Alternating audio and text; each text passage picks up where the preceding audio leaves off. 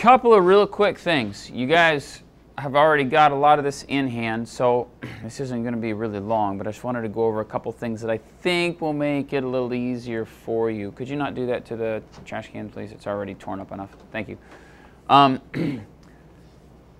There's a couple things that I think could really help you in some organizing. And the first thing that I think would probably help you is to kind of keep all your images for each word in separate folders. That would be one recommendation that I would make.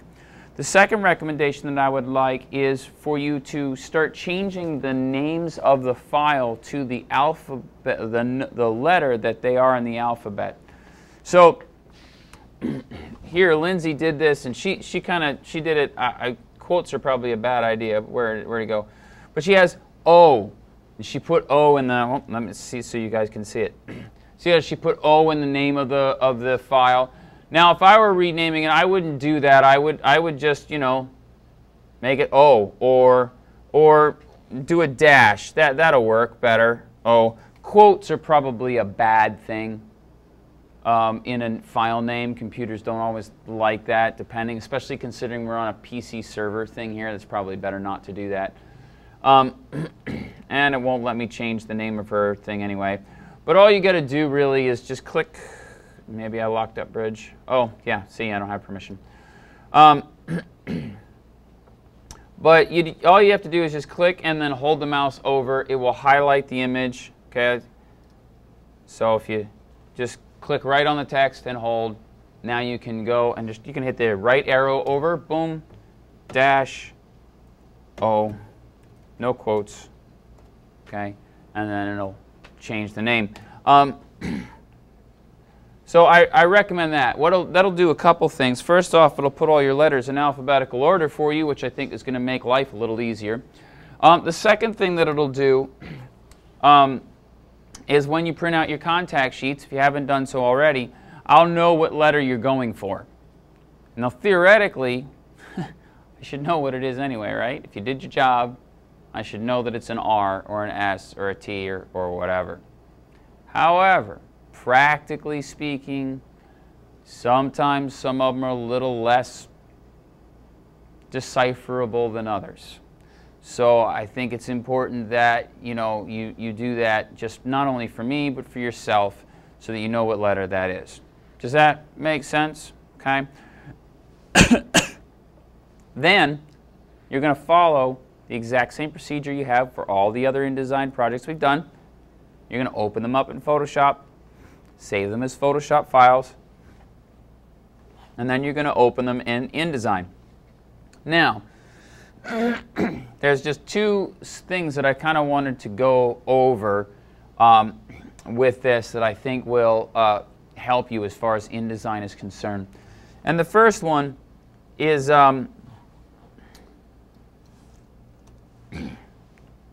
rotating. So here we have this, this nice alphabet that looks good so far. She created a series of frames. Now, as I said before, the frames don't all have to be the same size. Okay, now I think it probably is best if they're the same height, maybe not the same width, but I'm not even going to say they have to be the same height. I think that they can be different heights. That's totally fine. It depends on the type of word, depends on what you're going for.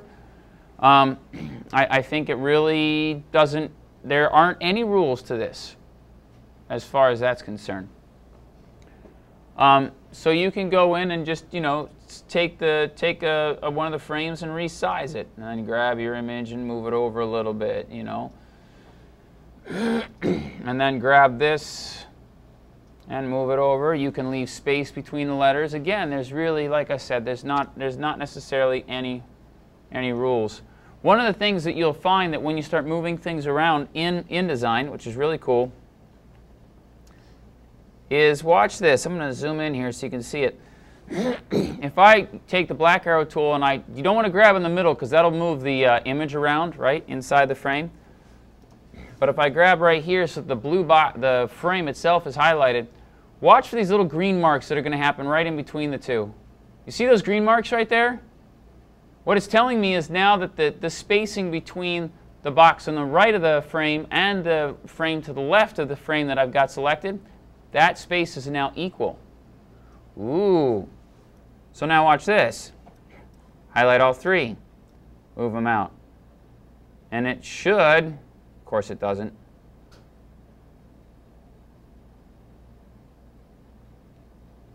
should give you an indicator that it's the same, and it didn't. Maybe it only does that. Well, in that case, what I would do is I just move these out of the way, then I'd go there. Okay, so it only does it one at a time. So if I wanted to get spacing identical, it'll just snap right to it. You just do one at a time. So I'll bring this up. Now it'll snap to the, and then there we go, and there. You see how it's telling me that it's the same? That little green right here. So let's do this one last time, and you can see it, see? And so now it's telling me that the spacing between all of those is identical. And then I can highlight the whole thing, and I can center it, both vertically and horizontally if I wanted to. Okay, so there's a lot of really cool stuff that you can do. I think originally she had had this one frame was underneath the other, and so it was bigger, and so she didn't necessarily, it was bigger than it needed to be. So we'll crop this in a little bit like that, and then now guess what? We have to bring this over again, and there we go. So it's cool. InDesign does a lot of stuff for you as far as snapping and helping you rearrange stuff. But you know, one of the other things that you'll want to do is, you know, as you're resizing things, you may want to rotate a photograph. Now, you can rotate a frame very easily by clicking on a frame, going to the corner, and you'll notice I get this little arrow, and then I can rotate a frame. Now that's cool, and actually it could really work. You could do a whole series of things like this where they're all just different crazy angles, you know, depending upon how you wanted things to kind of look or feel. It's up to you. However, I think for most of you, you're going to want the frames to be straight, but you might actually want to change the rotation of the image. And that's where you can use the, once you click on that circle, you get the border of the photograph itself. And when you get that border of that photograph itself, now you can kind of slide it around. You can scale it. Be real careful. You hold the Shift key down when you're scaling, so you don't do this where you squish it. You want to, with the Shift key held down, it will only allow you to size it proportionally. So it'll keep the width and the height the same proportions. If you're not careful and you do this, you can really end up messing up your photographs. And then the other thing you do is when you go to the side is now you can rotate a photograph.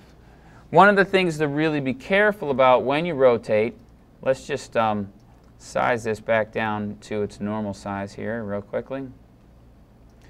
If I'm not careful when I rotate something, and let's say this E was really big and right up close to the edges, when you rotate, realize that now you're going to have these white spaces in the corner.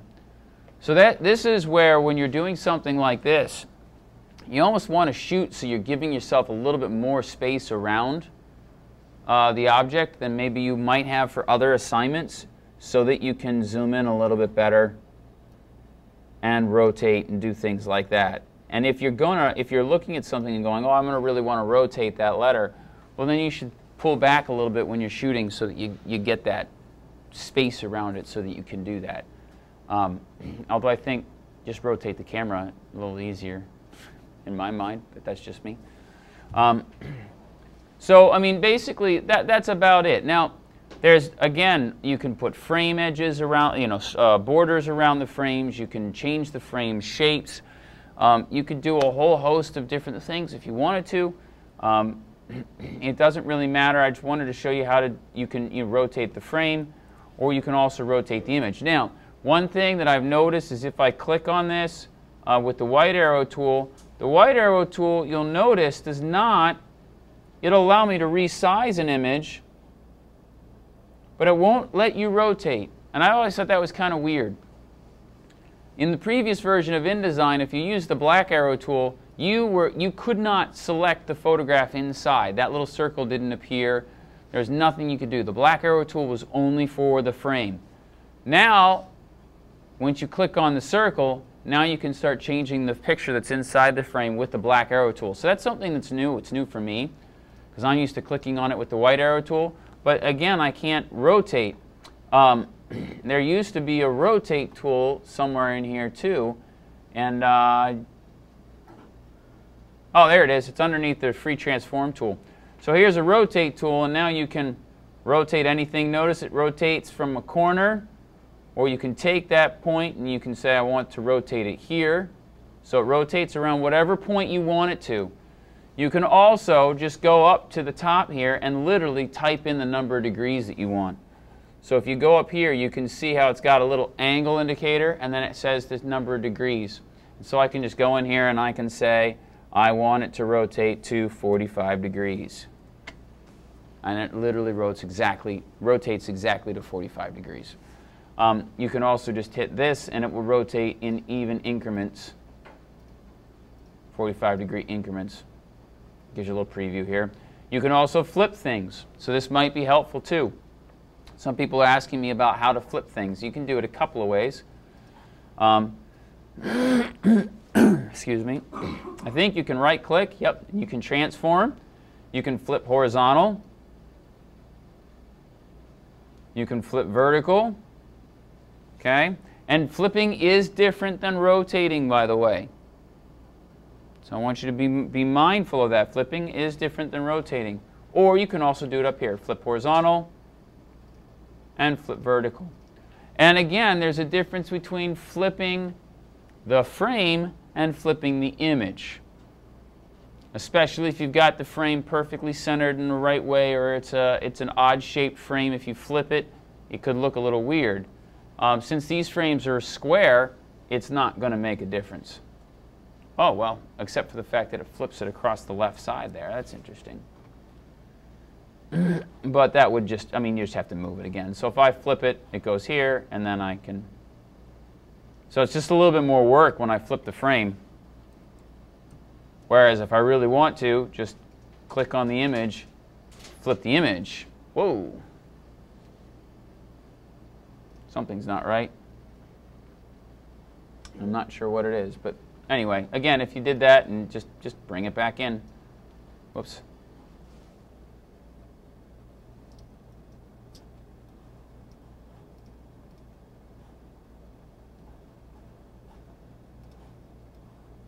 Use the white arrow tool. And there you can bring it back.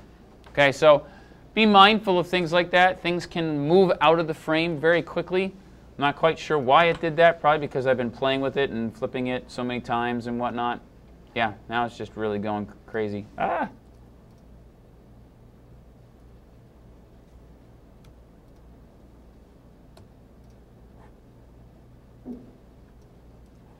Boy, that's annoying.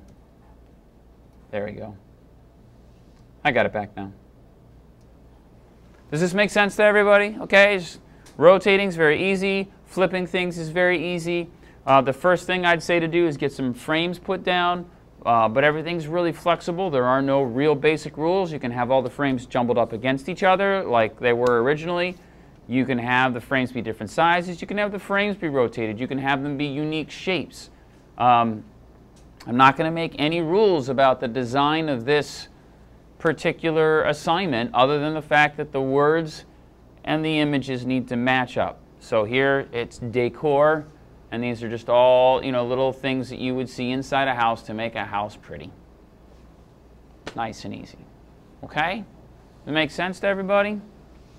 All right, then that's all.